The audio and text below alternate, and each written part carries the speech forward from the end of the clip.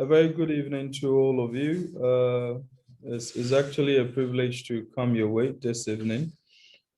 This is actually quite an interactive session, so I would really wish that you do your best and then make sure that you pay rapt attention to this.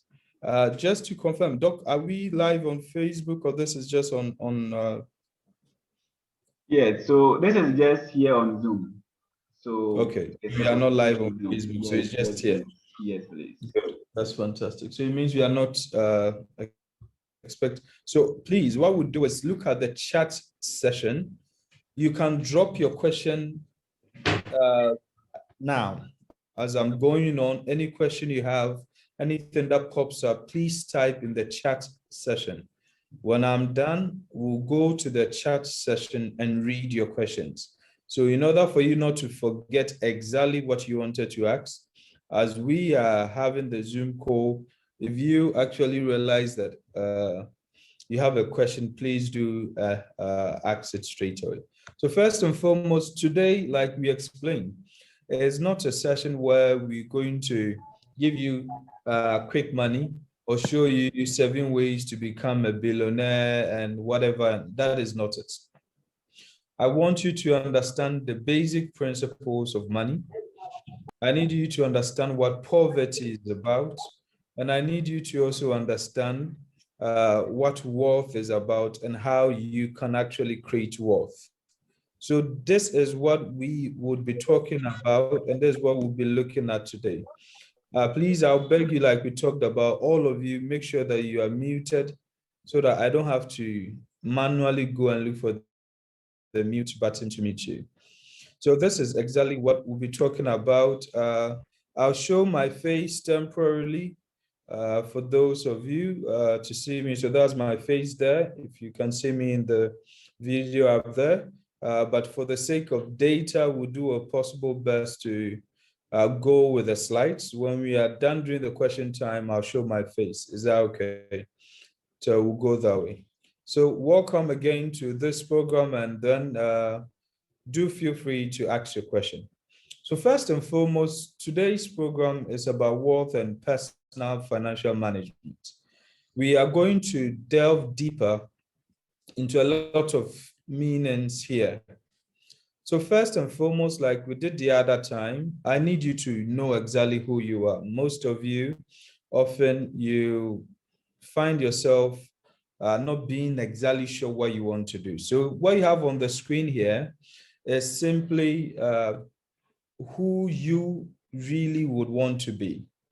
So if you want to be an entrepreneur, which means that you want to start your own business, you want to start your own activity, you want to be your own employer, you want to work for yourself, self-employed, this program is for you. If you want to grow within a huge multinational corporation, if you want to work in the corporate world, this is also for you. So an entrepreneur is somebody who grows within the corporate world, and then this person eventually gets into decision-making positions where he or she could take entrepreneurial activity. So an example is a chief operating officer, a chief information officer, a chief technology officer, a chief financial officer, a chief marketing officer, and the chief executive officer, what we call the C-suite. So all the chiefs, you could also become an entrepreneur. Some of you would want to become a support team. In other words, you want to have a support team. Please make sure you are always muting your audio so that you do not distract us. So you want to be part of a support team. So with a support team, yours is that there are people who are doing their main work, and yours is to provide support for them. So for example, you decide to always help people with their hosting of their websites. You want to help people with their email. You provide IT assistance to them. Yours is to focus on what we call paramedical. You help provide from us. So you want to just be a support system. Then there's a solopreneur. So the solopreneur is you become a sole entrepreneur. It's the same thing like an entrepreneur, but in this case, it's a solo one. And often the solopreneurs are like the musicians and the artists, people with talent, or people who have something unique for themselves. So they themselves are the money-making machine, or they themselves are the brand. Then now in our part of our world, we have what we call influencers. People don't know that influencers is now a major thing in society. So I'll give an example. In Accra today, I came across some investment firms who are investing in some of these celebrities we see around through social media. Now they've built a house for this celebrity, and then they actually are giving her money. The reason is that she has so many followers on Instagram, on Facebook, and Twitter. Now, this lady has become what they call their brand ambassador. And by virtue of being an influencer, she's being given a house and she's being paid good money. So being an influencer on YouTube, on podcasts, Instagram, Twitter, in our generation is also paying, and you could monetize on that. You could decide to be in sales. So sales, whereby yours is strictly marketing, whether network marketing, or you are doing sales where you are not the importer, people import it, you are also neither the exporter, you become a middleman, you take goods from here, you sell it. You also want to be the CEO, founder, not necessarily the company is yours. You get other people to put equity into your business, but you manage and build businesses for people. You can become an inventor. So this is not a comprehensive list, but it's to tell you whoever you want to be, whatever you want to do with your life, who do you want to be? Today, you can still learn a thing or two. I hope that is clear. Unfortunately, I'll prefer Dr. Duah or somebody else can be talking. Sometimes I feel like I'm talking to myself only. So once in a while, Dr. Duah or somebody can just talk to let me know there's a feed. You're all listening. Hello, Dr. Duah, are you around? Yes, please, Doc. Yeah, we are listening. That's good.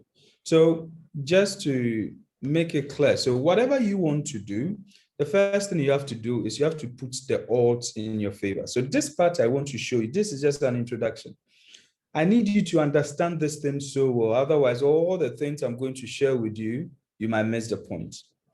Now, what you have on this screen is about two groups of people. In our society today, we have the actors and we have the doers. So if you look at the table, the ladder in front of you, if you could see it, it is going upwards. Now, what you see here, we have the 80% being the actors and the 20% being the doers. Now, this 1% is actually part of the 20%. So it's not 101, it's actually 100% in this percentile. So if you pick the actors and the doers, the main difference between the actors and the doers is this. The actors are people who are complacent, who are content, and who are satisfied with where they are. They are in the 80% of the first quadrant you see. You see, if you look at it carefully, the first box you see, the square you see there, they are the people who are satisfied and have settled. So these people are in the 80%. They are not going anywhere. Now, we, the people here, and every single person here, if you're an actor, you can leave the meeting now. If you want to move on to the next session with us, then you need to move into the mentality of the doers. And that is the reason I'm doing this introduction before I go to the main thing. So anybody who's just an actor, I'm sorry, the next session is not for you. Where you are is okay. You don't need the rest. But if you're a doer, then you will strive to go above the 80% and fall into the 20%. And the doer will do everything to remain in the 1% percentile and ensure that within this frame, okay, within this bracket, I am at the top of that bracket. So let me give you an example. So let's pick that the first square you see here are people earning $1,000 to 100,000. I'm not giving any currency for now, so it can be $100,000, 100,000 cities. I don't know which countries and places people are listening, so I'm not using any currency. So let's figure that it's 100,000 Ghana cedis or dollars or whatever. And they are within this frame. So those within the 80% are those earning 80,000, let's say dollars for now, and below. Those in the upper 20% are those earning 81,000 up to 100,000. Now, within the doers, there are those at the 1%, those who are earning the 99,000 to the 100,000. Now, look at this very carefully. These 1% people in the first box are supposed to be the big boys in that level. So these guys being the big boys in that level, look at it carefully. When they move at the 1% and because they are doers and they strive to be more, the more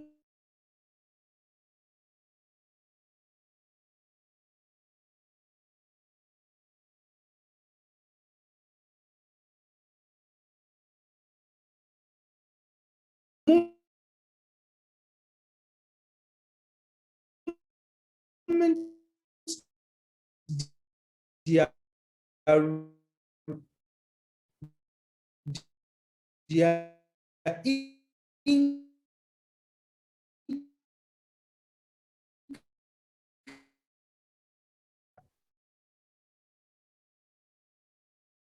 and Yes, sir. so this is a program for actors. No, this is a program for who? Doers.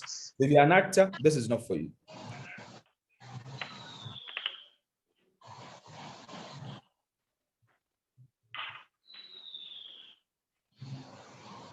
Once you get this, let's move on to the. All right.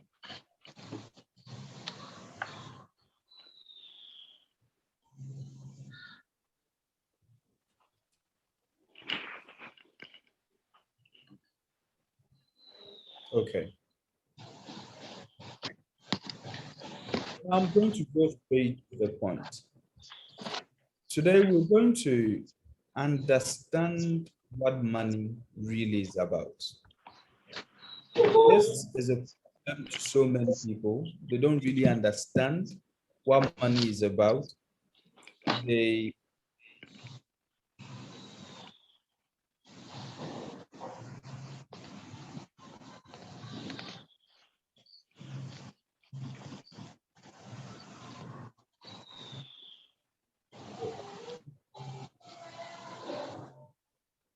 so hello.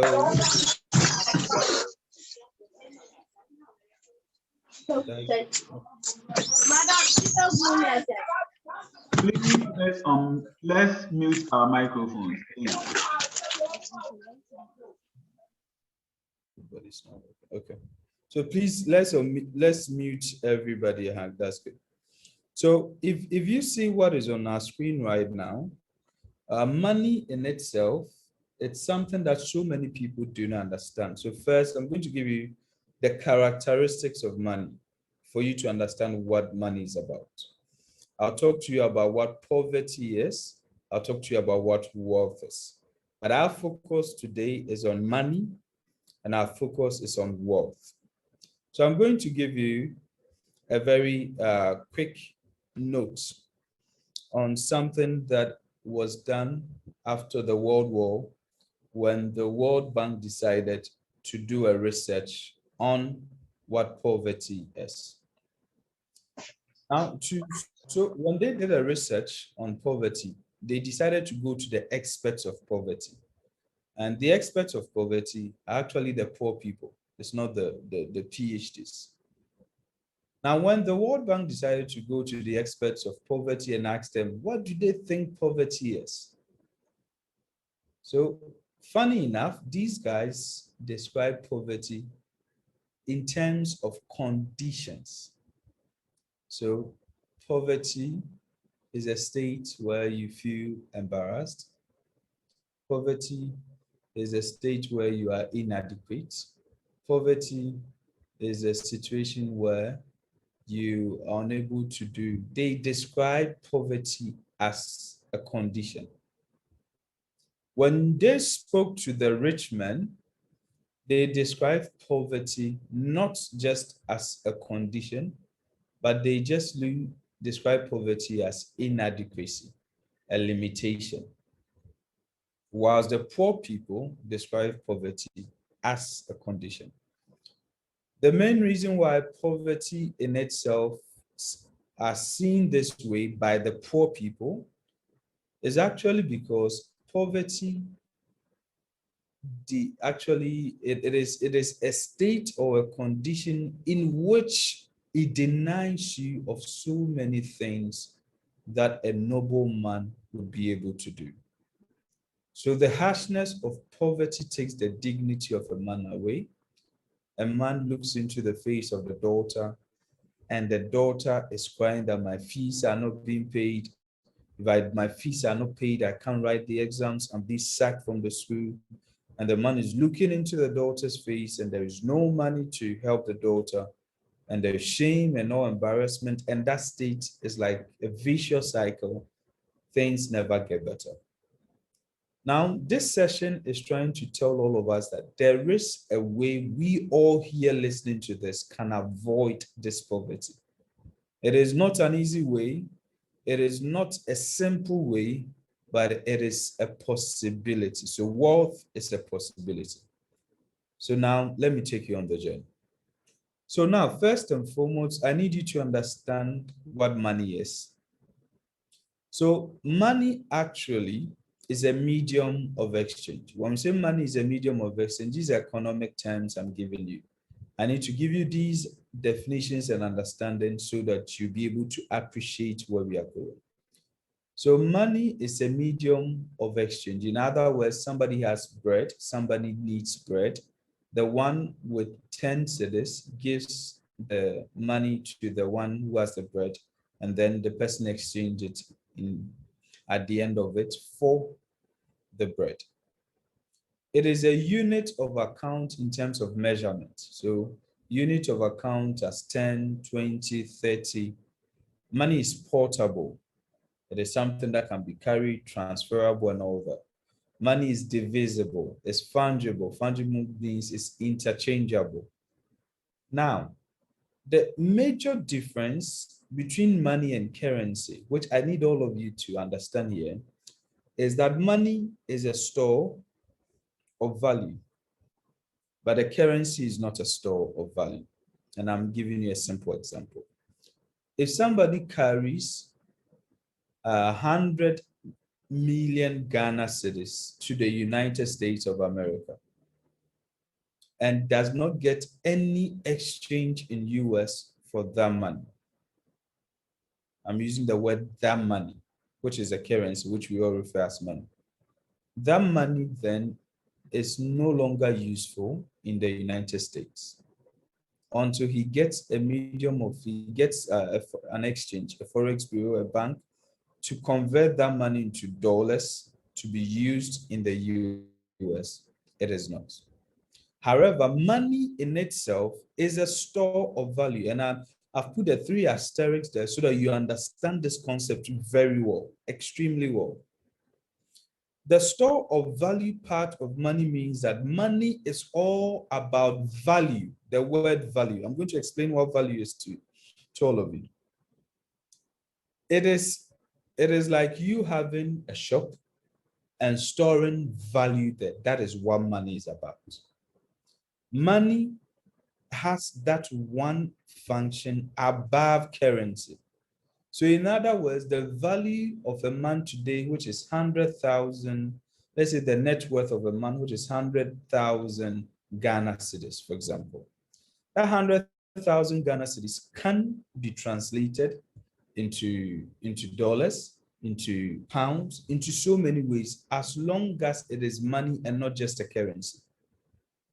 In other words, today, if the Bank of Ghana decide that, you remember when we were changing our monies from the thousands to the Ghana cedis, the old Ghana cedi, there was a time that the government gave all of us to change that money. We were supposed to take that money, the notes, okay, that notes that we had to the bank and get the new Ghana cedis. as of today, if any one of you here is having the old Ghana cedis and you have a box or a house full of the old Ghana cedis, it's a waste, because officially that money is worth nothing. I'm using the word money because most of us use it interchangeably. So that currency, which is the old Ghana cedis, if you have a house full of 100 million old Ghana cedis today, it is nothing in the new system, because the government has moved on to the new Ghana cedis.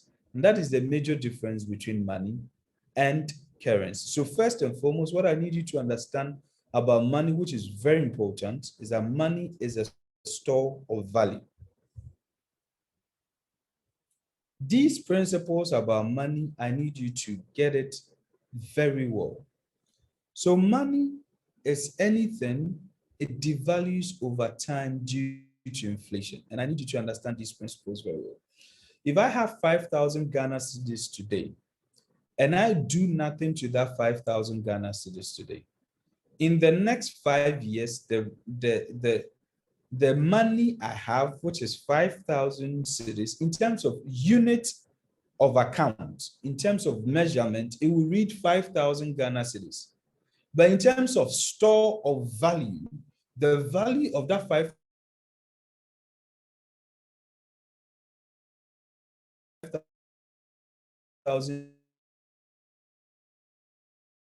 cedis, holding 5,000 in 5 years will not be the same, because with time, inflation takes over and the money devalues.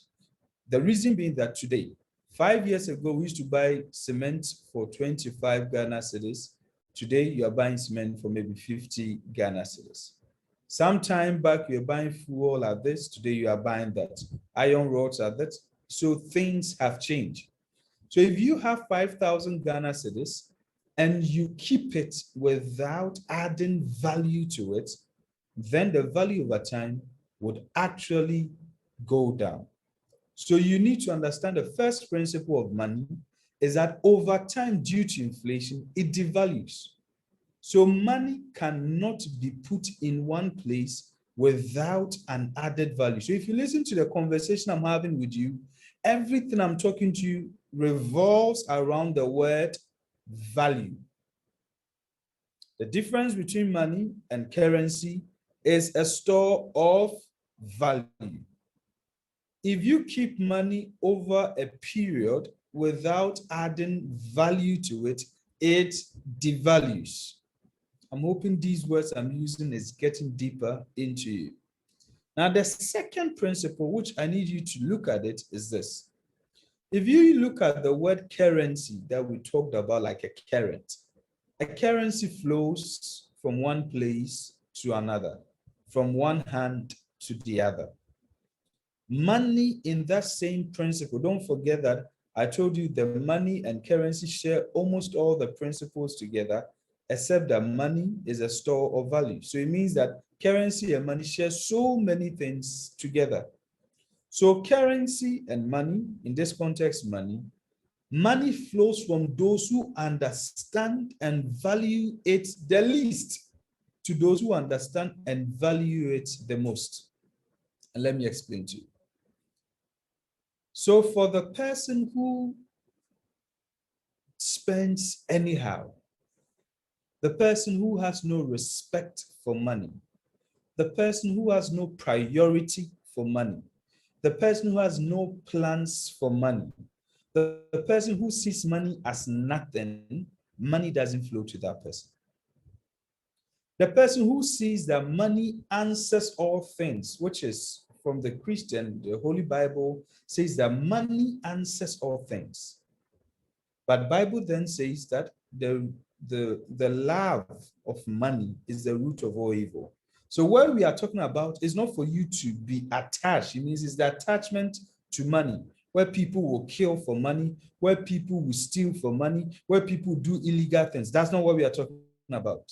What we are talking about here is for you to understand the role that money plays in our lives. Today, you are over, as far as I see, over 50 people, I'm trying to get the number, over 50 people listening to this. If you don't have an internet, this useful information, you don't even have it. If you don't have a smartphone or a PC, then this useful information, you don't even have it. So we cannot downplay the importance of money. So currently, those who money goes to them. And I'm going to show you how you're going to do it. Now, when it comes to expenditure and receipt, okay, and your outflows, those who value money least, those who think, oh, money is money is nothing, money or what is no, those people who value money least have higher relative expenditure, than receipts. These people, they spend more, they have more outflows than inflows. And those who value it most, you see the word that are running through this thing is value. And those who value it most have higher relative receipts than expenditure. Let me give you an example. Pick at the Honorable Kwame Despite, fantastic man. If we tell you how much Despite spends in a month, considering all the companies he's serving and the donations and things he's doing, his outflows are a lot. But Despite is a rich man because his inflows too are what? A lot. In other words, his inflows or his receipts are more than his outflows or his expenditure. That is the reason why he can be rich. So you need to get to the point where your inflows at every given month, and this is the point where we met. Somebody earns 2,000 Ghana cedis. The 2,000 Ghana cedis this person is earning, he has taken a loan from the bank, which is good because I'll talk to you about good loan and bad loan, which is not bad. A loan is very good. It's a leverage. We'll talk about that. He takes a loan from the bank to buy a phone. Every month he's being deducted some amount of money. Because he earns 2,000, he rents a posh apartment. Because he earns 2,000, he spends on DSTV, on Wi-Fi, he has electricity, he has water, he has this. So he has nothing to save for his or her education, which will add value to him and increase his 2,000 to 5,000. He is spending all the money on his what do we call it, needs and wants. And for that reason, he has nothing to spare for his actually receipts. I don't know if I'm making sense to anybody out there. Yes, Doc, a lot of sense. So at the end of the day, if we want to become rich people, then we need to understand that first and foremost, our inflows should exceed our outflows. So there are two methods here for point number 3, 2 methods here. If you find yourself in a situation where your income is 2,000 and your expenditure for a month is also 2,500, then it means you have 2 options here. You are going to use what I call the austerity measure, which means that you are going to cut down your expenditure. That is the frugal style of living. So the 2,500, you are going to see which one is a want and which one is a need, and cut off some of the wants. If it is excessive data that you are using, cut some off. If you can't do away with the data, then buy the data that you need, and the data you want, wait till the right time. You can do a delayed pleasure. When you have enough money, there is nothing that you cannot do. You can do part of it and later do the rest. That is on that side. The second component of it is that if you think the 2005 is so difficult to cut it down, then you have to increase. That is what we call the method of production. You have to increase your income. You have to increase your receipts. And how are you going to increase your receipts? You're going to increase your receipts. I'll show you in the next slide. You're going to increase your receipts either by increasing your expertise level through education, professional courses, or through changing your work to a place where you'll be paid more so that you can increase your income.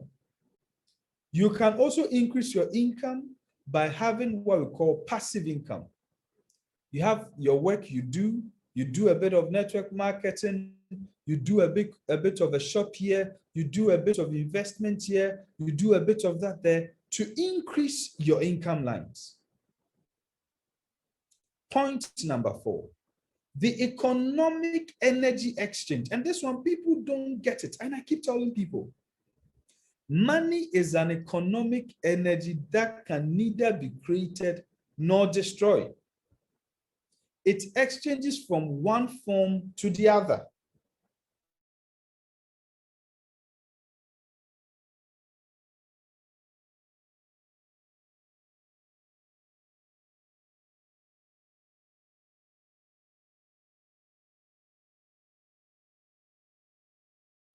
Money in itself .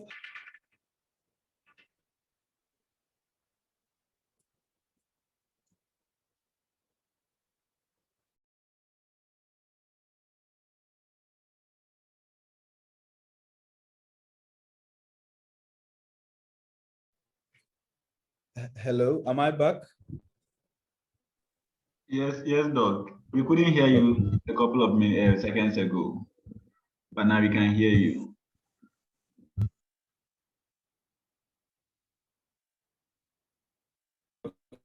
Thank you. I had an internet, my network just went off. I hope. Energy exchange. So money is an economic energy that can neither be created nor destroyed. It exchanges from one form to the other. So let me explain this to you. If you pick the case of you going to buy corn, maize, and then you pick the case of someone who is selling the maize, what we are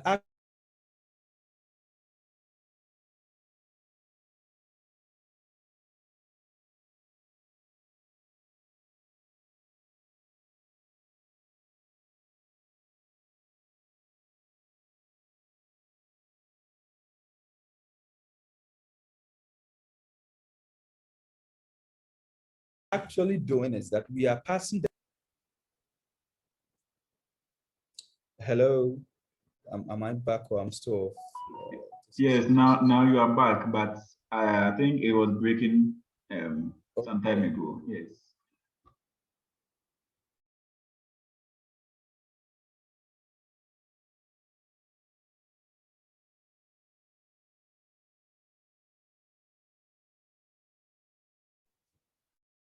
I think my Zoom went off. Am I back? Yes, Doc, you are back now. Okay, But please then. you need to share the screen again. Okay, so it's disabled. Enable it for me so that I can share. Okay.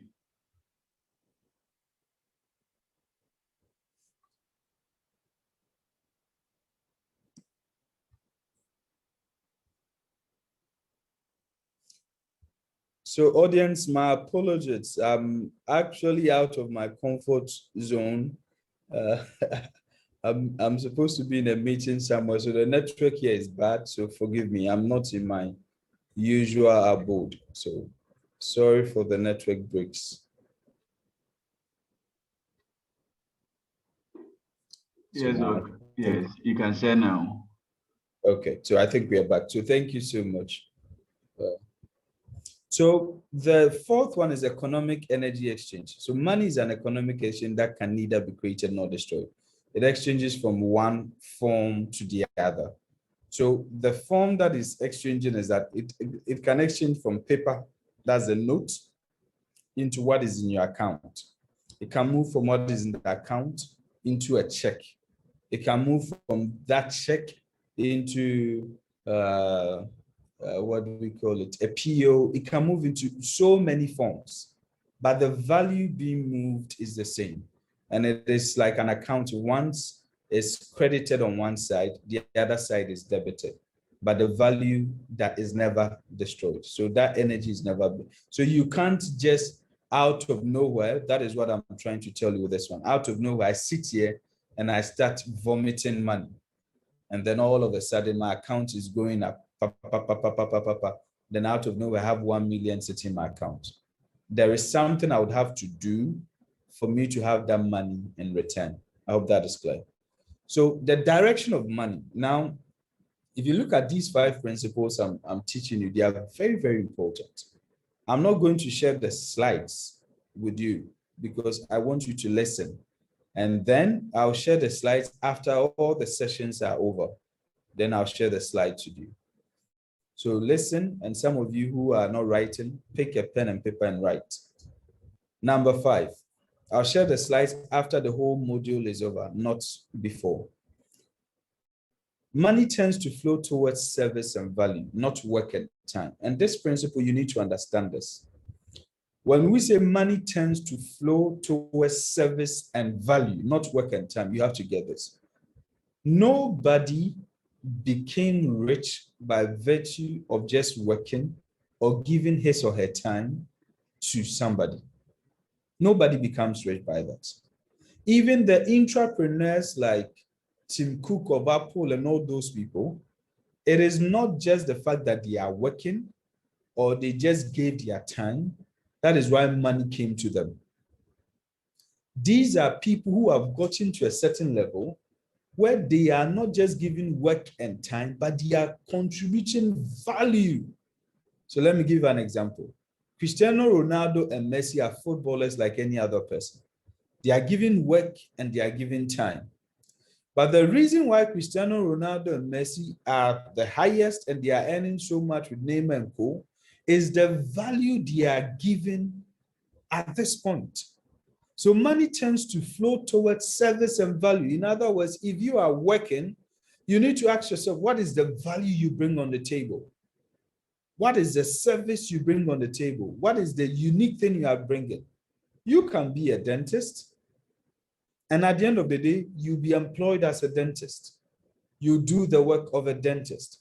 But if you get to the point where there is a certain procedure, there is a certain thing that you are the only one who can do it, you become a specialist, somebody's a surgeon, somebody's finger goes off the hand, you are able to put it back and make the person and save the person's finger, that the person doesn't lose it. Though you are working and you are giving time, you are giving more of value. People will move from wherever and they'll look for you. So you need to move from the mentality of working and giving time. It is a reason why somebody work in the bank for 30 years and a young guy will come from school and within 5 to 10 years is sitting at top of the one working for 30 years. It is not about your work and it's not about your time. It's about your value and it's about your service. Am I making sense to somebody? Yes, Doc. Okay. Now let's keep going. I don't want to spend more than 1 hour, 30 minutes because of questions. So now, if you look at what I'm talking about, the whole word is value, value, value, value, value, value. That is all that I'm saying, value, value. Everything I'm saying today is all value, value, value. Uh-oh, sorry. What's happened? Oh, sorry, just a second. Please, just a second. Let me quickly get my screen. It just went off.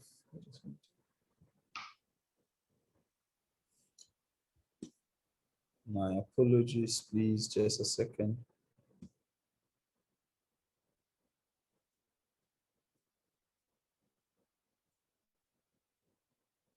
Okay, good, good.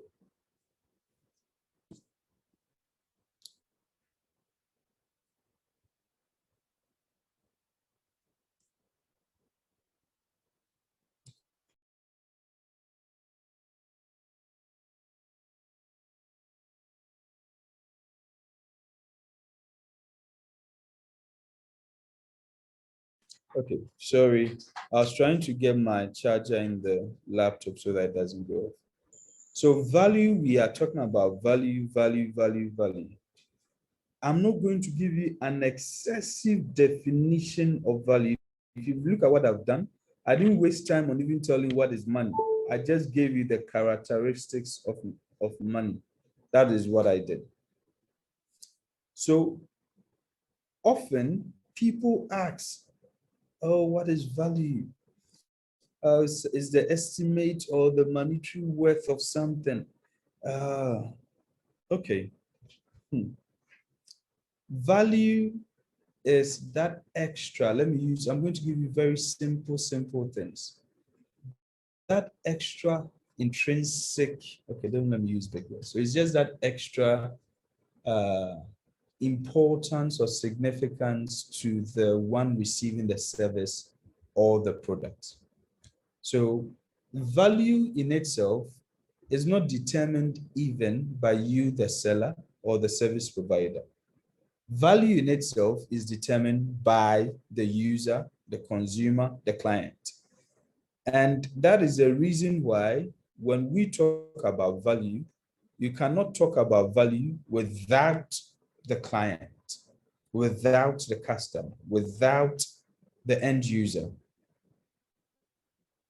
So in all of our discussion today, we talked about money as a store of value. We talked about we having value. Either we are, the direction of money goes to those who provide service or value, not to those who give work and time. So value is in two ways: the value added and the value creation. When we say value added, it means before we present it to the customer, the client, we've already added the value. So what is the value we added? There is a product sitting somewhere in Germany. It is a Mercedes. A Ghanaian in Ghana here wants it, does not have the time to order, bring the car down. You have the time, the money to order, bring the cars down, and then the Ghanaian who is here, who wants to use it, is able to buy. What you have added, or the value you've added here, is that you save the person the time to order and wait for 1 month, 3 months before it arrives, the time to go through importation, bill of lading, cost and freight, and all those Incoterms. You save the person all those wahala, and you've just presented a car here in Ghana that buys. So you have provided a service, which is a value to the customer. The other side is value creation. Value creation is actually creating out of something new, which maybe does not even exist, or refurbishing or combining old things to bring forth another thing. So if you're a tailor, you're a carpenter, you're into any of these technical, vocational, you are an artisan, you are an IT, you do a programmer, you are into graphic design, you are creating something that really people don't have. It is actually value creation. And if you look at it carefully, in our part of our world, we are often almost all the time within the value added, because the value added is quick money. Go and buy 1,000 goods at 10,000, transport it, get your shop, pay your workers, everything, sell it at 18,000. Your whole cost of goods is around 15,000. You take off all your other expenses of your fixed and variable and everything. Then you have about 2,000 left, and that's your profit. That's quick one. But with value creation, and that sometimes you do it and now you have to now wait. You even develop a software and you are now going to market it. It's now going to be a whole new thing. But what is making Mark Zuckerberg rich today is that he did a value creation. He made something that was not there. He saw a problem in society and he tried solving it. What was it? When people finish Harvard or in school, they want to connect to their friends. We come from different places. We want to follow up. Hey, how's this friend of mine doing? Is he married? What is happening? We want to all know what is happening with our friends. He starts on Harvard campus. People like it. He brings it out. And then here we are all using it. Zoom saw that a time is coming. They saw Skype started it. and Skype was actually doing this virtual conferencing and all that.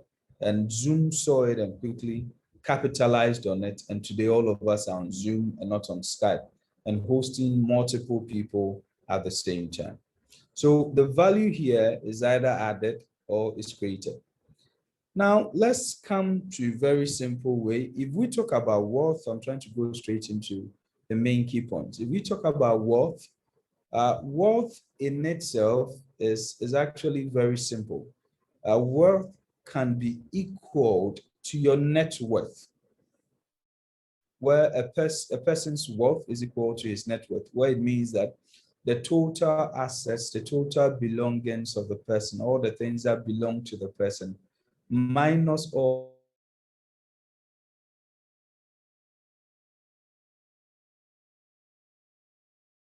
the liabilities or the obligations is that this person is, I hope I've never still network.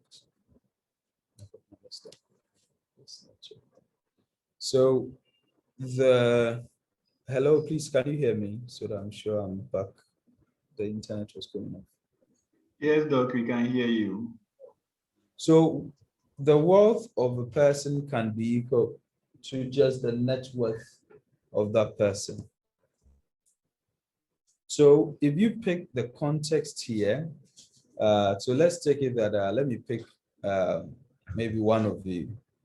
So let me pick any one of you.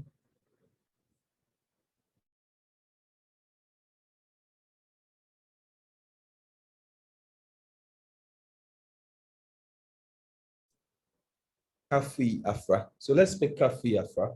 So Kafi Afra is actually maybe having a phone, a laptop. She has 500 CDs at the bank. She has a bicycle and all that. However, Kafi Afra is also owing somebody some money, took money to buy the bicycle and all that. So if we deduct the money she took from someone and the value of the things she has, that becomes her net worth. And that can be equal in a way to her wealth.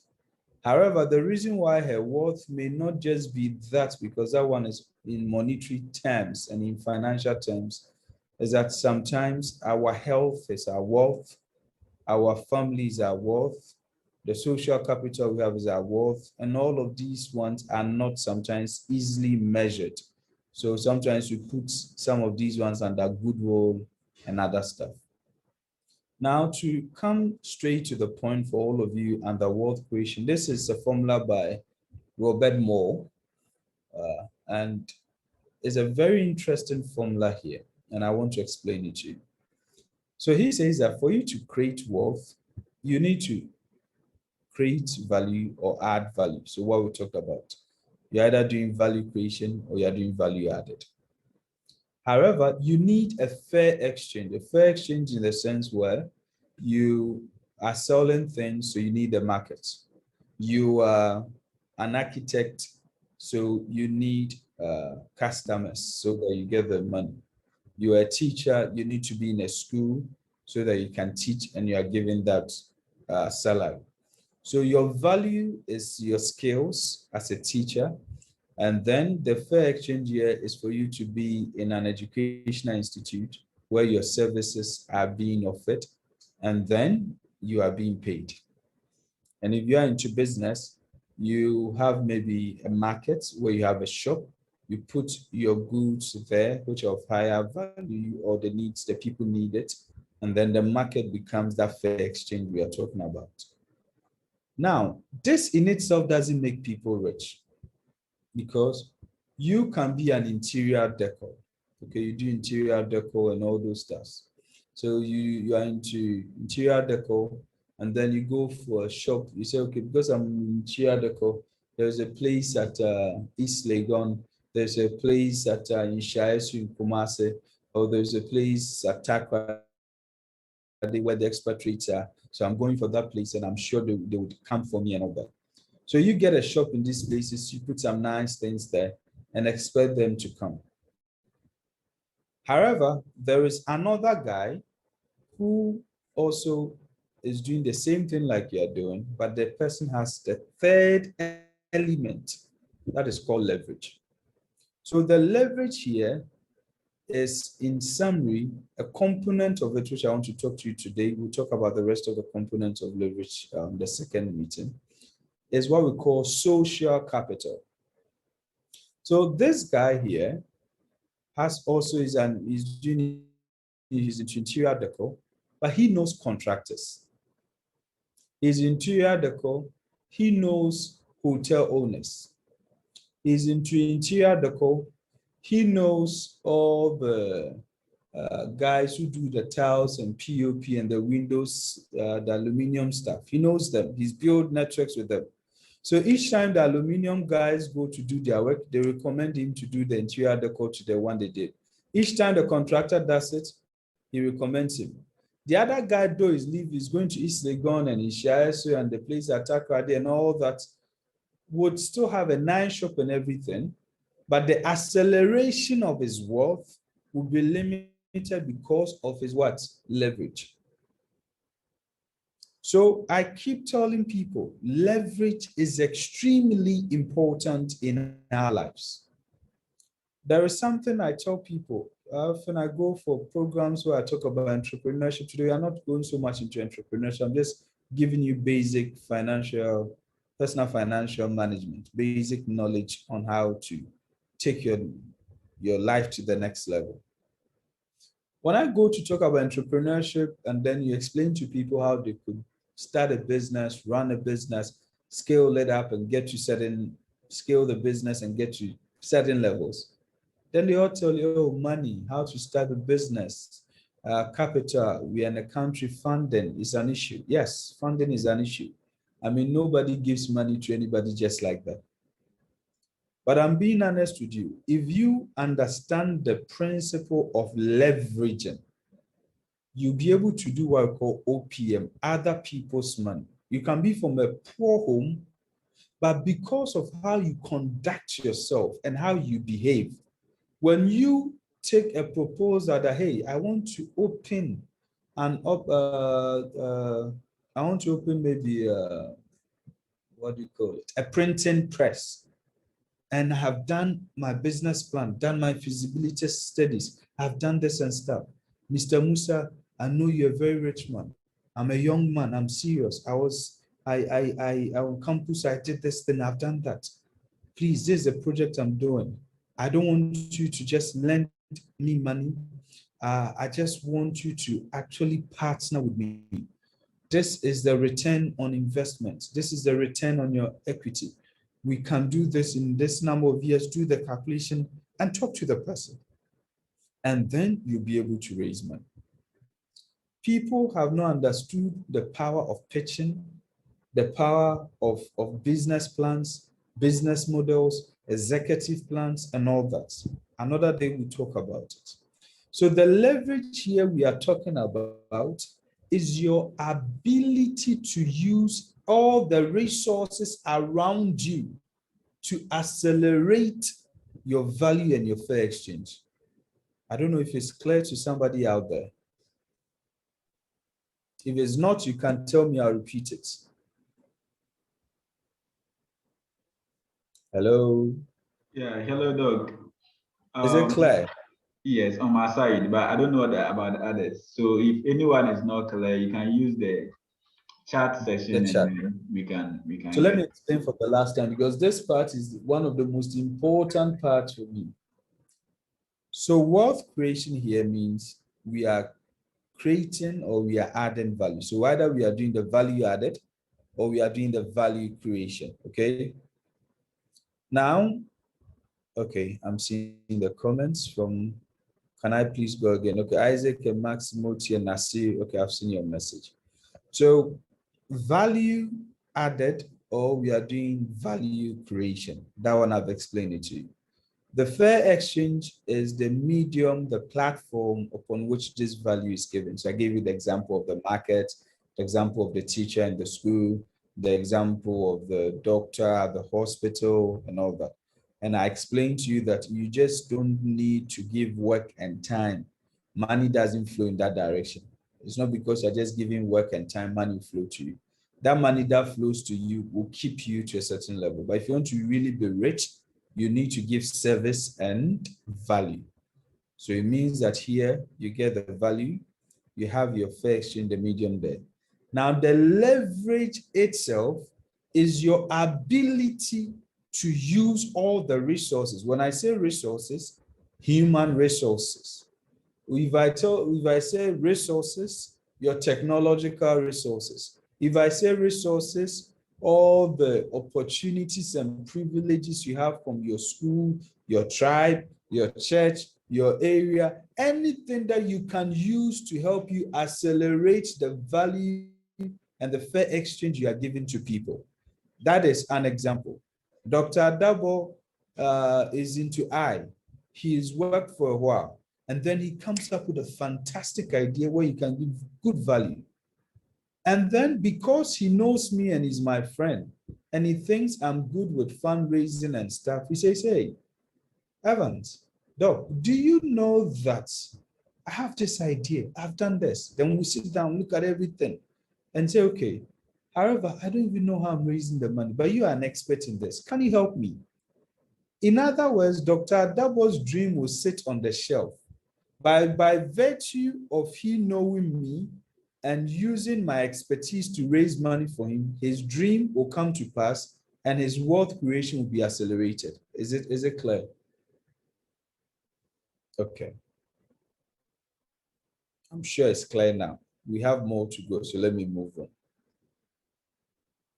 So the wealth creation we talked about, the formula we talked about, you need to understand leveraging. And when we talked about leveraging, it is simply you using it's like the lever, okay, a leverage. You are using it to your advantage. And this one has to be legally, legitimately, it has to be done right. So anything around you that you can use to your benefit, to your advantage, in order to accelerate and facilitate your value creation, your value added plus your fair exchange, that is what is leveraging. So now let me give you an example. Social media. You need to learn how to leverage on social media. Some of you are using social media for jokes. Some of you are using social media for just posting pictures. All of that is not bad, depending on what you want to achieve. So if you understand the principles of leveraging, then anything you do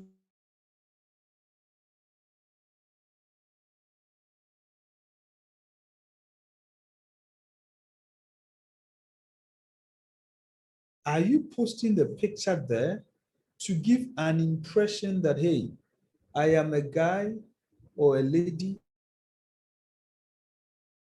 who is doing everything to succeed in life?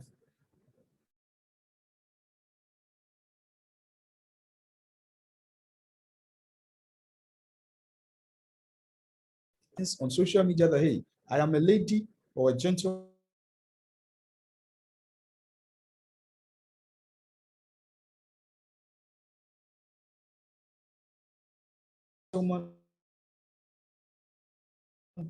social media is to be known as an your thing. And please, you need to understand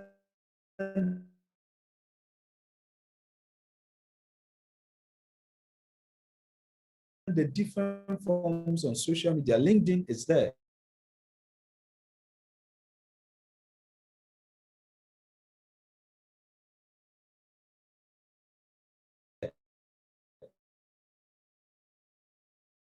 What you post on is only people who are in your audience who will come and comment. You go to Twitter, people just use the hashtag and your thing is popping up. And it's somebody you don't even know, because naturally until you limit your tweets,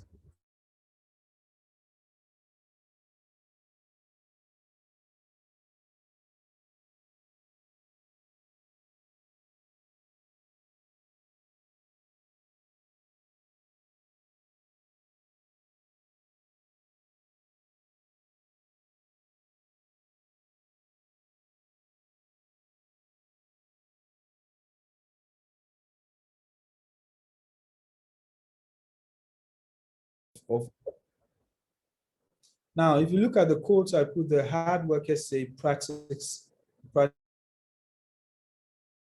smart workers say perfect practice makes perfect. So the reason here with perfect practice is the fact that you need to keep perfecting your art. You don't need to just work hard. You need to learn to work hard and smart, and eventually you will get there.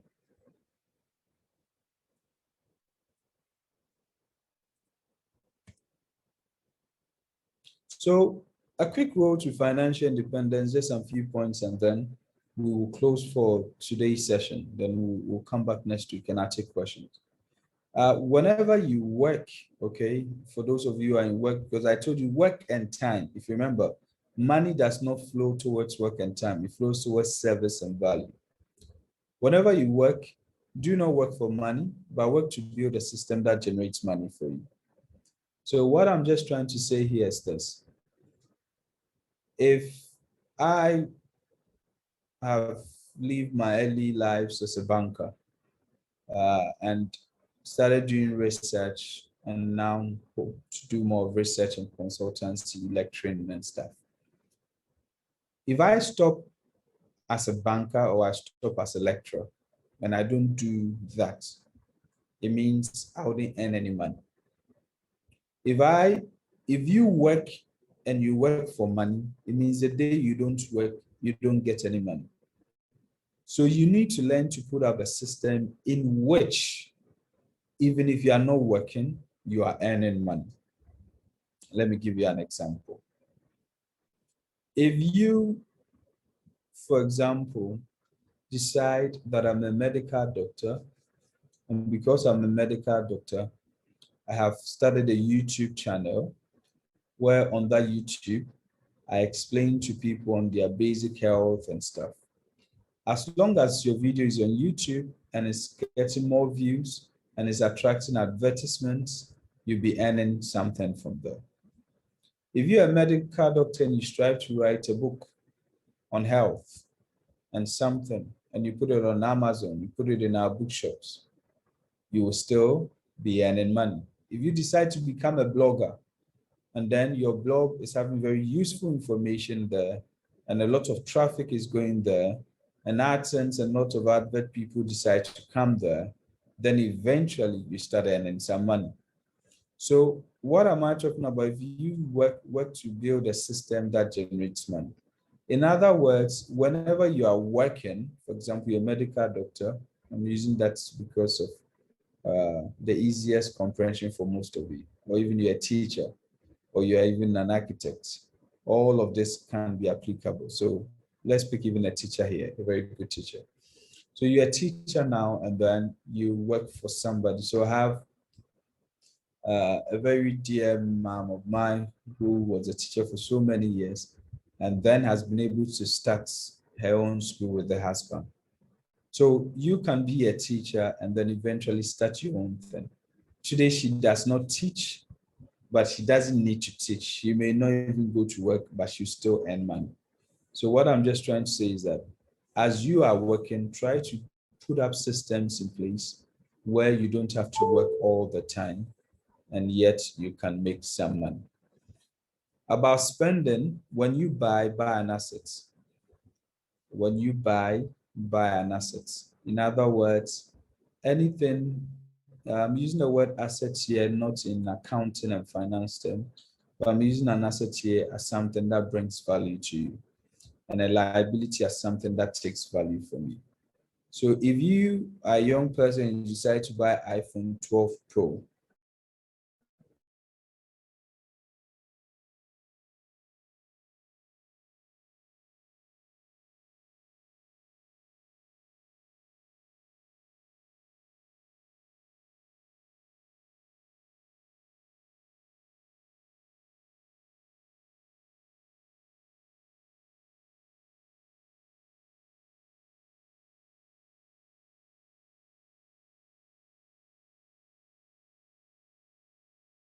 to be and secure and afford a car, you're always in suit and tie, then it's better you buy a car.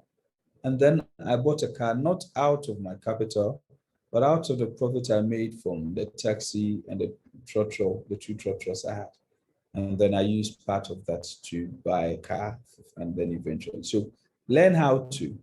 And then for those of you who are not aware, there's this theory called it the Parkinson Law.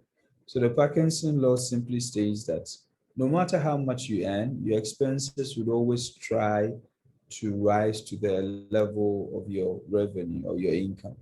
So if you are earning 2,000, you'd always want to live in an apartment which is 2,000 worth. If you are earning 10,000, you want to live in an apartment which is 10,000, 20,000. So you earn 5,000, you want to use a Corolla, you earn 20,000, you want to use a Lexus or Mercedes, and their maintenance or Range Rover and those stuff. And that is the Parkinson Law. So you need to watch carefully how you allow your expenditure to rise to that level. For income, I would always tell you, graduate from paycheck mentality to net worth mentality. The net worth is what I explained to you. So it's the assets minus the liabilities, your net assets minus your net liabilities. Now, the reason why you need to move into from paycheck mentality to net worth mentality is that you need to understand the principle that today, if you are living from paycheck to paycheck, then the moment you are sacked from the work, your life ends. But once you are in the net worth mentality, even if you are sacked from the workplace, you might have enough money saved to be able to do that. The next round, we'll talk about savings, talk about investment, we'll talk about how you can plan towards it. The last one is about personal branding. Make yourself your own company. I always tell people that the first thing you need to understand, and you need to have it at the back of your mind, is that before you even build any company, before you even establish any company, you are your own brand. And one of the people you should never tolerate in your entire life are people who try to destroy you to people who try to speak ill of you, people who try to tarnish your reputation. These are people you shouldn't bring close to you. Because your brand, if anybody loves you and they see something wrong with you, they'll talk to you yourself. They'll try to help you correct it. But if they don't and they go about destroying you, such people, you should quickly from them move on with your life, because your brand is your company. As it stands now, my own brand today, none of you don't know any of the companies I run. I've not put it out there for you to know. However, you know me as a person, and this person you know is my own company. And anything about me that can negatively impact what I do out there, you should do everything to withhold it with the highest order. I'm going to show you two things quickly, and I'll show you what we'll do next week at the next session, so, and then we'll take it from there. So this simple plan here is just to make you understand very simple thing. We have income here and from labor. So that's the time that you give, but that's your income. Then you have expenses, so both your past, your present, and your future. When we talk about expenses, past expenses, in other words, the monies that you are receiving, so last month's money, you've already spent it in the past. You spent some of it in the past. You are spending some now, and you need to understand you spend some tomorrow. It is a reason why those who live from paycheck to paycheck never become rich, because all their money is spent in the present. And they forget that the monies that they've spent in the past should have an influence on their future. So if you look at what I've put here, the money spent in the past stays in the past. The money spent in the present stays in the present. But it's only the money spent for the future that meant for future income. In other words, if you want to have a better life in future, then your planning should be that you are the money you spend in the past and in the present should be accumulating some money for the future, which can be used for both land. When we talk about land, I'm talking about anything that can be created, factory, real estate, having a shop, having your own hospital, having your own school. And then we talk about capital. That will be the engine room to move this land that you acquire. So we'll end here. We'll be looking at this model. Let me quickly show it to you. So this is a wealth planning model. I'm going to explain to you on our next session how each one of you here can become a millionaire, and some of you billionaires, and even more. Thank you so much. We'll end here. We'll take questions, and then we'll continue the next session. Yeah, hello everyone. Yes, Doc, thank you so much for the education you have given us. Hopefully some of us should become millionaires and billionaires, and you are going to give good testimonies. So at this point, Doc is welcoming questions. We have, I think, about 30 more minutes for questions. And so if you have a question, you can raise your hand and then we allow you to ask. You can also use the chat section to also ask your question, and Doc is going to address that. So you show your hand, we allow you, and then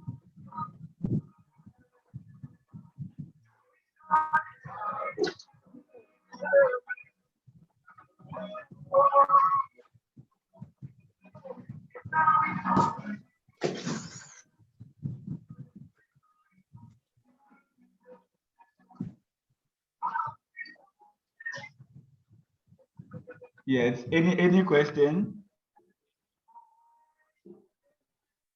All right, Doc, maybe they are preparing their questions, but my first question has to do with network marketing. You talked about making passive income, and one of the things we see, or one of the ways we see people making passive income, is network marketing. Some of us, on the contrary, see it as not so credible, a way to make money. And so I would want you to please talk about network marketing and how we can earn passive income from that. If you can be specific, some of the network marketing that we can engage in to also make passive income. Thank you very much. Okay, so thanks so much, Toto. So passive income is probably the model that I was going to show you. Let me. Hello, Doc. Yes, I have to make you the host. Yes. Okay, so that I will share just a quick one there.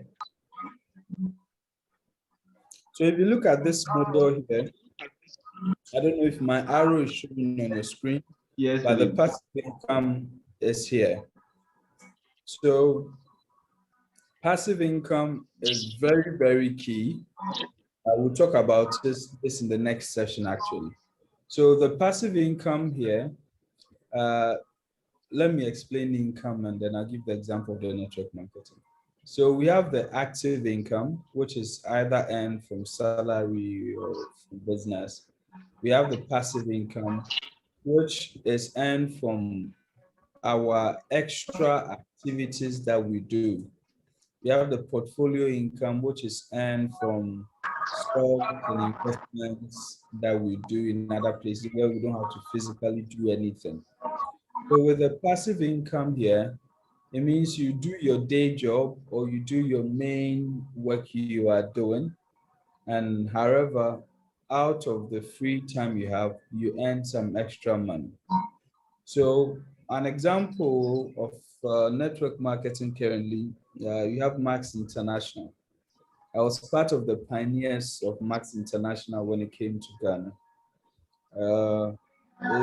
It's quite good, but the thing with network marketing is that there is something called market saturation.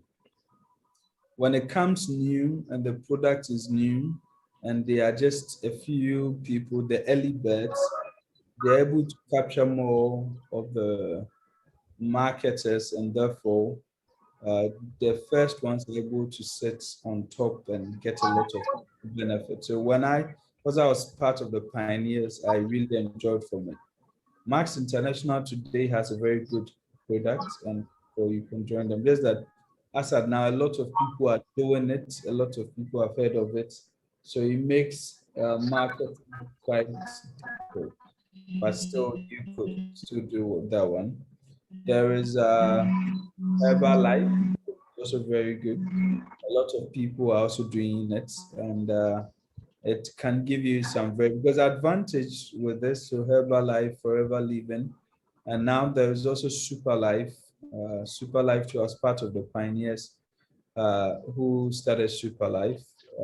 Just that myself, I start get some money out of it, and then I don't have the time to do it really often. So uh, it's very good because one thing, let me put it this way, all the ones I mentioned, if you put in a 500 Ghana cedis and you get a 500 Ghana cedis worth of products, you sell that product, you get maybe 600 Ghana cedis back. So you get your 500 cedis plus 100 cedis return.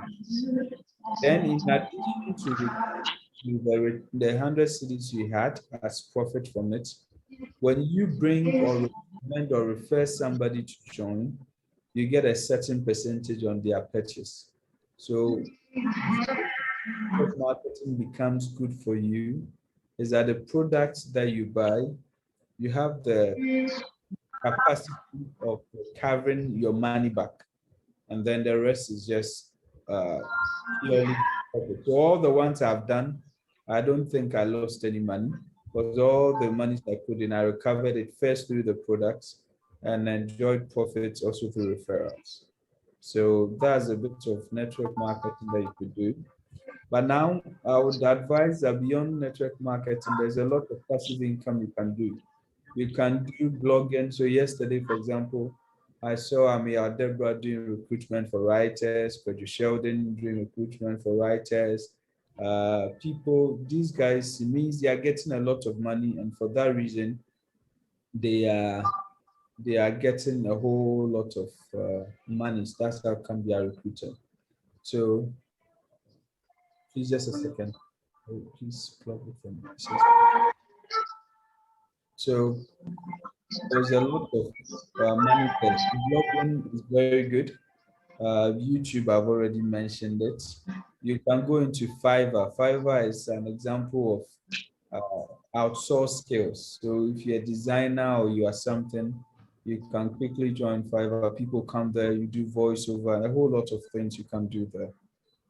All I've seen right. somebody about chimore.net. All I can say is that the Bank of Ghana and Security and Exchange Commission have issued a caveat on them. And for the caveat they issued simply means stay off Chimo. So I would answer in that way for you. All So right, that's good. Bank Security and Exchange Commission. So that's not me saying it. It's a public notice. All right, we have another one from Gideon, sir. He's asking why is money laundering not always recommended as a passive way of earning? Meanwhile, it involves some kind of risk. But before you answer this, if you can explain money laundering, and then you use that to also answer his question for him, I'll be glad. Okay, so money laundering in itself, let me make it easier under the word laundry. When you hear the word laundry, it's like you're washing money. Yeah, you're washing it. So money laundering simply means people get money through ill ways or means, and they want to find ways of legitimizing that money they've gotten by bringing it into society. So he does this Yahoo things, and then he does this, then he gets that money through that means. He goes to put it into a farm, or he goes to put it into a phone shop, and then he now sells it to get the money, and then it looks like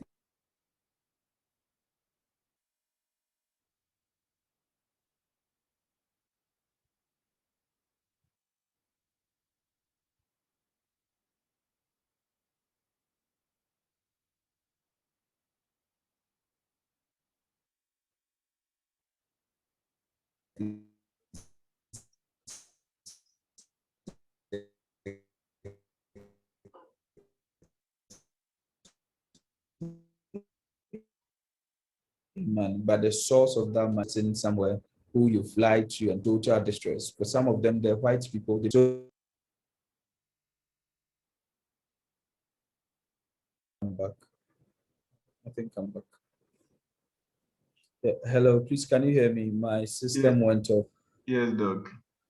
Okay, thank you. So, so money laundering, like I explained in that way. So the question that you're asking, not always as a passive way of earning, meanwhile it involves some kind of risk. So the reason why money laundering is not is because if you remember the wealth equation we gave you, it was value plus fair exchange. It means doing something which is fair, it is legal, it's something within the confines of the law where you stay. So I actually think that it's something that none of you should be involved when it comes to money laundering. It's not advisable. You can be jailed, and all the little money you had, you can't even enjoy to go to prison. So money laundering in itself, no, it shouldn't be talked about even here at all. It's against the law. It's a criminal offense to the country, so it shouldn't even be here. Unless I didn't get exactly what you meant by that question. I'm seeing Joel. Doc, can I read this question and answer Yes, from please. Joel?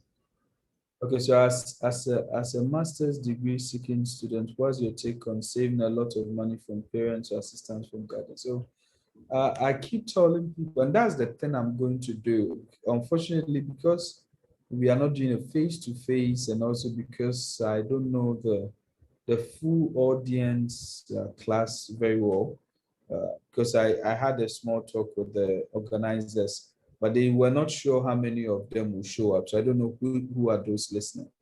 But from where I sit, I started saving money from junior high school, like you say now. And by the time I finished Prempeh College in Nessus, I had already bought mutual funds from then Data Bank. They used to have M Fund and EPAC. And I remember putting something little there that time around 500,000 trying to top up and so. And sometime recently, when I think I made someone check for me, if I'm not wrong, that money, which today would have been 500,000, today is like 50 Ghana cedis, I think. And as at now is over 35,000 Ghana cedis. And this is something I did in SS, senior high school in Prempeh College then.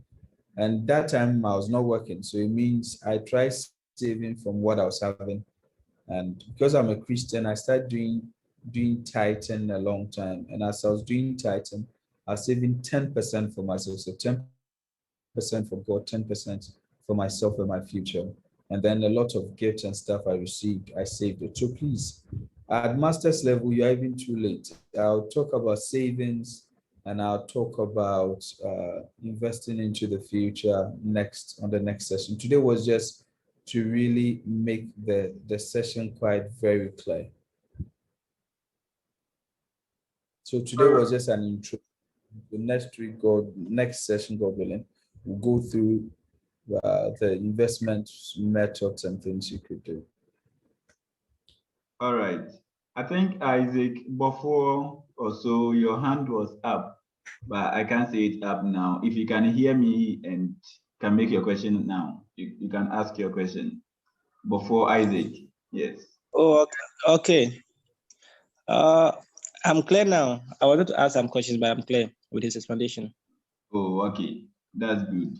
Okay, what was the question about, by the way? What was the question about? So how about the money laundering? Oh, okay, that's good.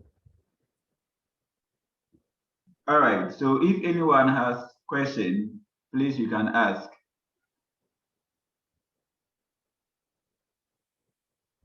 Okay, Doc, there's one in the chat. Okay, I'm not seeing that one.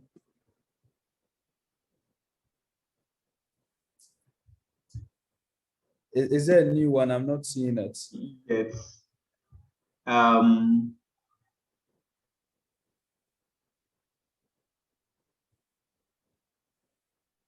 okay. So this was a direct message to me. She's asking if you can, she can have your email address. Oh, my email address. Okay. Yes, please. Let me give you this one. Just a second. So I'm typing it in the comments. So I'm giving you my public email address, not my personal email address. All right, so Ruth, Doc is typing the email address for you, and you can contact him via that. If there is anyone with question, please you can ask.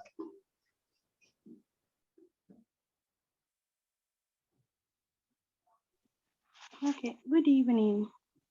Please, I'm Betty. Okay. The problem is with pitching. Okay. I discussed my idea with somebody asking for financial assistance to start. By the time I realized the person has also started the same business. Let me be specific. I moved to a new area after building my house. Hello, So Betty. yes, Doc. Yes, don't worry the specifics because there are too many people here. So I think I Yes. get the question. Yes. So Okay, and it has happened twice, please. So in such a situation, what do I do? Thank you. okay, so the reason why I wanted to save Betty the torture is she already shared with some people and they stole her idea. If I allow her to go on ahead and mistakenly slips the idea, we never know who will steal it for the third time. Yes. So that's how come I stopped there. So Betty, there is something we call NDA. Okay, an NDA is a non-disclosure agreement. And people underestimate the power of an NDA. And unfortunately, this whole program, there's nothing about entrepreneurship. Maybe I can chip in some 5 minutes somewhere to talk about it. But let me explain this thing to all of you here. And this might shock you, but there is literally nothing new under the sun. So I'm picking from the negative guy comes to the positive. Any idea you have, somebody else has it. No matter what idea you think you have, somebody has it. Somebody has thought of it. It is the execution of the idea that differs from one person to the other. Have you realized that there are schools, but still more schools are happening? There are shops, but more shops are coming. There are TV stations, but more TVs are coming. Radio stations, more radio. And if these guys are not making money, they wouldn't be coming. Out of nowhere, City TV comes in, City News comes in, and Benadavle and team are now on top all over the place. Meanwhile, TV3 and Metro TV and GH1 were there, and nobody thought there was room for them. So if somebody even steals your idea, I am telling you the truth here from a negative perspective, that you still can do the same idea and even better. That is one. Now, on a positive angle, you do not pitch your ideas to people with details. In pitching, we talk about the surface of the idea. So what is the idea? The idea is that I want to sell, like I remember let me put this funny idea. So one of the pitching, I was a chairman for KNUST Business School entrepreneurship idea. They did a pitching. And one of the funny ideas that came is the gentleman wanted to have a confidentiality shop where the shop, those who are shy of buying condoms and stuff, and sometimes people who are about having sex with the lady and they realize they don't have a condom and then they want to, they call him, and wherever they are, he delivers it to them at a premium amount. It looks kind of funny, but this concept, this idea I've told you, it's not a new idea. And I've really shared the idea with you. But I can bet anyone on this platform, you can execute this idea and you still not execute it like this gentleman who presented the idea to us would execute it. Because there are some details to this idea you don't share with people. So when you are sharing an idea with people or you are pitching to people, You give just the salient points that make people understand it. You don't share your business model fully, and you don't share your execution fully until the person has signed an NDA with you. An NDA is a non-disclosure agreement. So there is what I call an NDA and a non-compete. So if the person signs both the non-compete, so the person can do an NDA. In other words, you not disclose your idea to someone. But then if you don't sign a non-compete, then the person will go and join somebody else and start the business and say, no, it wasn't your idea. Somebody else had the same idea and invited me to join. In that case, so before I give the full details, I let people sign an NDA and a non-compete. So I would include this in my notes while seek permission from the organizers and chip a bit of those who want to start their own business and a bit of how to go about it in the next or third session. So that's my advice to you. I don't know if that helped. All right, Okay. Doug. Yeah, From yes, another one. Yes, so Sebik says that is it good to do part-time jobs while still in university? Maybe the time you don't have lectures. Yes. Let me tell you, actually, Harvard University insists that people should have a lot of extra, they call it extramural and extracurricular and extra internship activities. You need to do it. So in the Western world, every student does something. Even now in the Western world, especially in US in particular, the schools employ the students. So you are studying business administration, you finish your lecture, then you go to the canteen as an attendant at the canteen, or you work at the library as part of a supported librarian or something. So extra doing a part-time job in school is very important. Those of you who even followed up the interview and the CV session we did, I insisted that make sure that you don't just study at school. Make sure that every vacation you do an attachment, you do an internship, and even whilst at school, if your schedules will permit you to do one or two jobs, please do it. Because let me tell you something. If you are able to start saving money and you are able to keep saving money, then it means you have more that you can invest. And unfortunately, today I wanted to give you very, very basic fundamentals of money and wealth. And once you understand it, it means we can move on to the next session. Because this understanding, if you don't have the fundamental ones, then all that I'll talk about investment and how you can invest, how you can save towards it, you wouldn't even understand me. That's why I had to take my time and explain these fundamental truths to you. So part-time job, please do. However, remember that part-time job should not take your learning time and then your lecturing time. As long as, because you should have time to learn and time for your lectures. As long as you're able to combine, then please do. And any money earned is a time saved.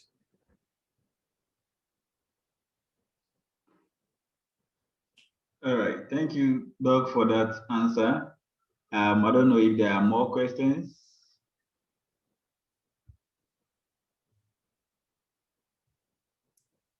Okay, so I think I got a question directed at me. Okay. What do you say is anyone's first step to wealth creation? Good. So your first step to wealth creation is what we call financial intelligence, financial knowledge. That's what I've done today. You need to first understand money. If you remember what we talked about, money flows to those who flows from those who understand it the least to those who understand it more. So your ability to understand money, the principles of money. And please, these are these principles we are talking about. You don't have to chew them into your head. There are some very rich guys in our community who are doing so well, And these principles, they may not be able to explain them like I'm explaining them to you, but these guys have understood them. So understanding of these principles should not mean like an exams where you pour them and write them down. No, understanding of these principles means that you have understood how money works, what is money, how to get money, how to create wealth and all that. So first level is financial knowledge, financial intelligence. You need to understand what money and wealth creation is all about. That's the first step. Now, you can never multiply money if you don't have money. It's not possible. You need money to make more money. So all of you here, nobody's going to make more money if you don't have any money. So if you looked at the last slide I showed you, most of us, our income goes into our past and our present without any outflow into our future. And that outflow into our future begins with simple savings. So the first level of money, the first level to wealth creation is your ability to save money or part of your money, or your ability to spend not all you earn and save part for investment for the future.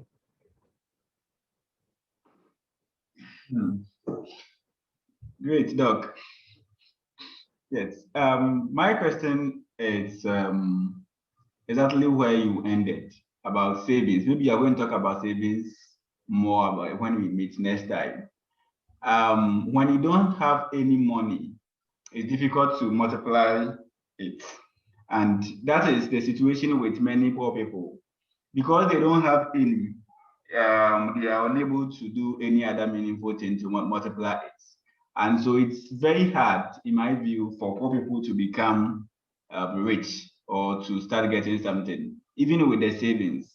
I'm saying that because I have a number of banks, and you manage to put some small money there, and the month ends.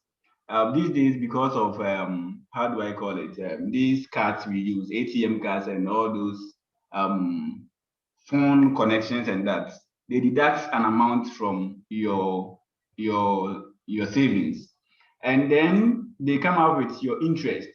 You realize that the interest, it's just equal or something even bigger, something smaller than the amount they are deducting for those services that you use. And so in my view, savings, if you don't have a lot of money in there, does not come out with a lot of money or does not change your situation. So I don't know what you make out of that. That for those of us who don't have anything at all, how do we get out of this? Okay.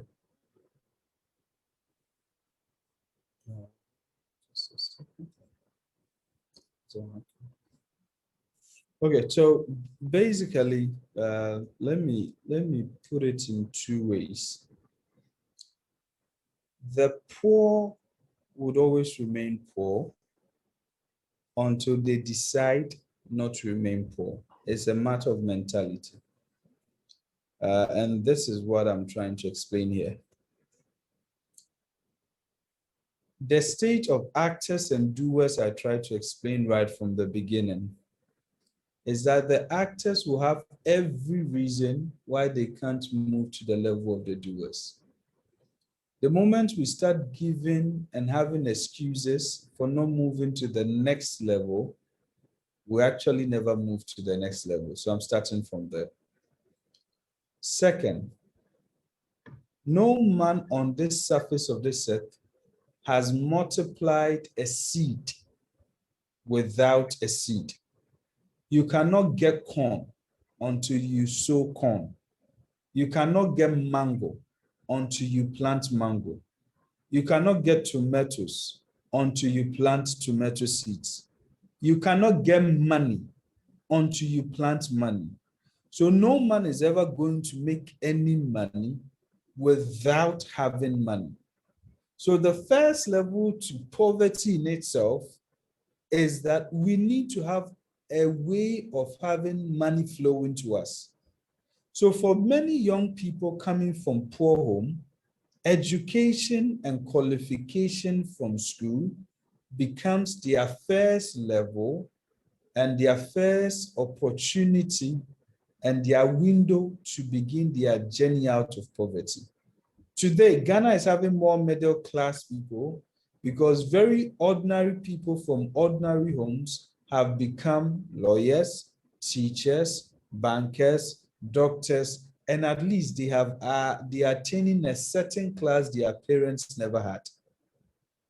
But what I am trying to teach everybody gathered here is that at that level of middle class, you can remain an actor or move into the percentile of the doers. You can do that with what I was going to show you or what I'm going to train you on the next session. You can never have any money in this world if you don't have any money. And all of us gathered here, if God being so good, we would all get unemployment, whether it's a job we want or the job we don't want.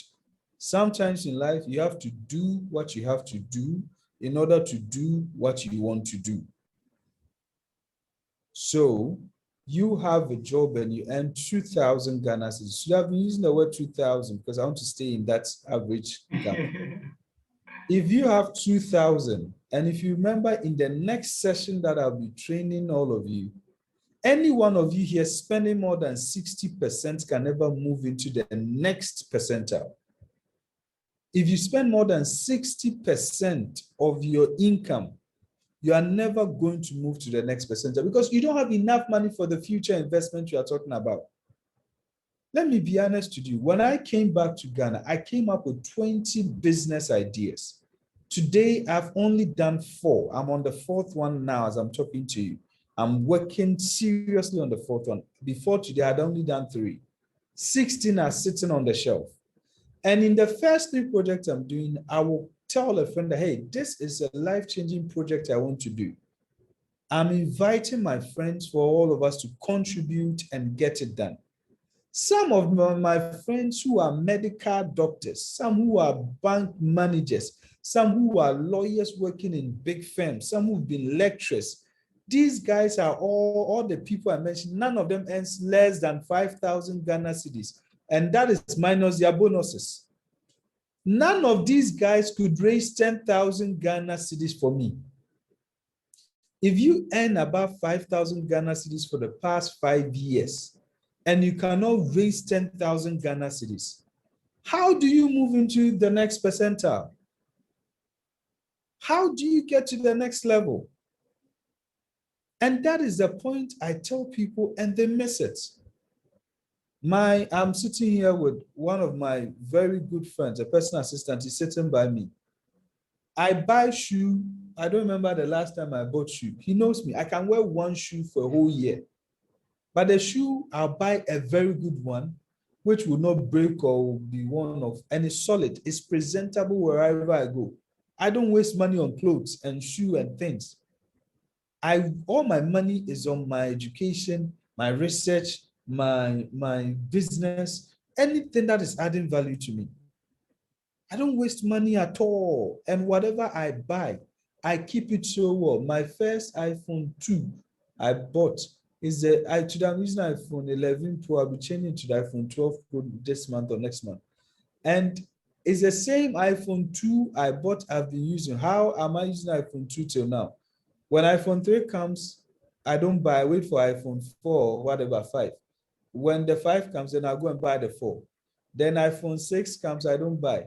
When he comes, you get what I do. I wait for the value to go down, then I'll take my old phone and just top it up. And it doesn't cost that much as if it's new in the system. What I'm just trying to say here is this. Next week, I'm going to show you frugal ways of saving money and how we can multiply that money. Let me conclude with this, and it's very important to me. Any one of you listening to me, if you can save at least 20% of the money you earn 2,000, and you don't put 20% into your future, please, this session is not for you. If you can't put 20%, if you earn 2,000, you can't put 400 Ghana cedis into your future. Because this is the point. If you put 400 Ghana cedis, and let's say you put even half of the 400, 200 cedis every month, by the end of the year, you have secured 2,400 for yourself. If you work for 5 years, you would have secured 2,400 times what? I said what? Five. That would have given you 12,000. You'd have saved 12,000.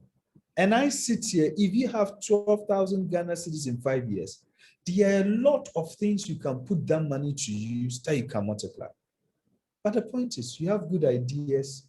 You want to pitch your idea to people. I'll be honest with you, me as I sit here, if any one of you listening to me should ever pitch an idea to me and ask you, how much do you have for the project? And you tell me nothing, I'll not even listen to you. If the money is 1 million, you tell me I have 1,000 Ghana cedis, or I have bought this, I've done this, then I'll take you seriously. But you bring a 1 million project and you have not even 1 cedi in the project, I'll not take you seriously. So what I'm just trying to say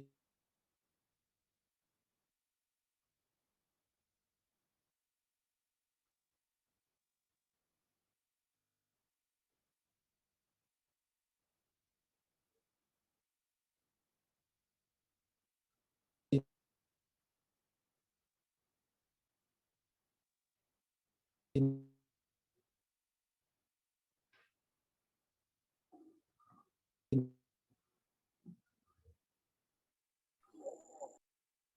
a very, very tough manner to all of us is we need to go the hard way.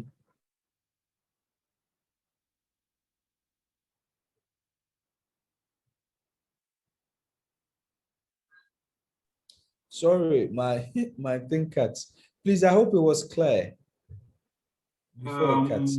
Yes, I think it's fine. Yes. Hello, Doc. Is it okay? My net, I just dropped. Yeah, we missed you for about 30 seconds. Oh, okay. So Yes. my system went off. So long and short of what I'm trying to say is that considering the banking system, let me chip in quickly. So every one of us should have a current account and a savings account. So what you do with your savings account is that you sweep this 10% we are talking about, 20, 40, whatever, but let me use 10 for now. You sweep that 10, which is 200 cedis every month into that savings account. In your savings account, there'll be no deduction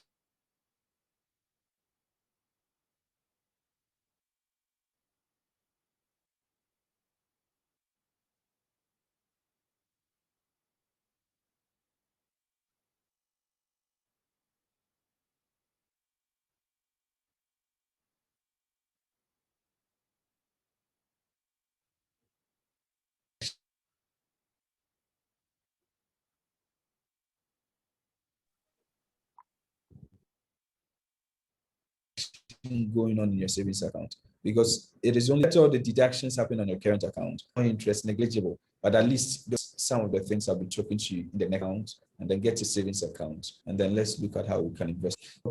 Your national service before time, at least 6 months, after which they can cancel it. Okay, this is quite, I'm not mentioning your name because I realize you sent it only to me, so maybe you don't want your name to be mentioned. So national service in itself, after 6 months, your job is done. You can decide to go on or you can decide to cancel it.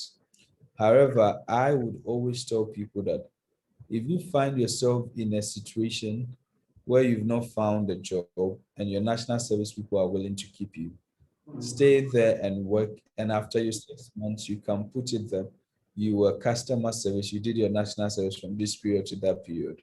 And then you worked from this period to that period as a customer service officer or whatever, so that you don't just put national service now looking for a job, because the time you are working with them, that profile, for example, I have some service people who after that the bank extended it for them, and when they were doing their CV, one of them, I made her do national service, started for me and ended this, and then was customer service from this period to that period.